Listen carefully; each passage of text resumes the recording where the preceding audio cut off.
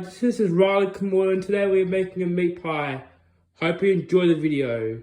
So, before we cook the meat pie, we'll put our cooker on. Done. And we'll preheat the oven to 180 degrees for about 12 to 15 minutes. There it is at 180 degrees. And I'll see you when it's done. Almost half an hour and the pie's ready to go in. Use a tray. Then cook for about half an hour. Now we add some dead horse, aka tomato sauce, on it. It's added. I'm gonna give it a quick spread.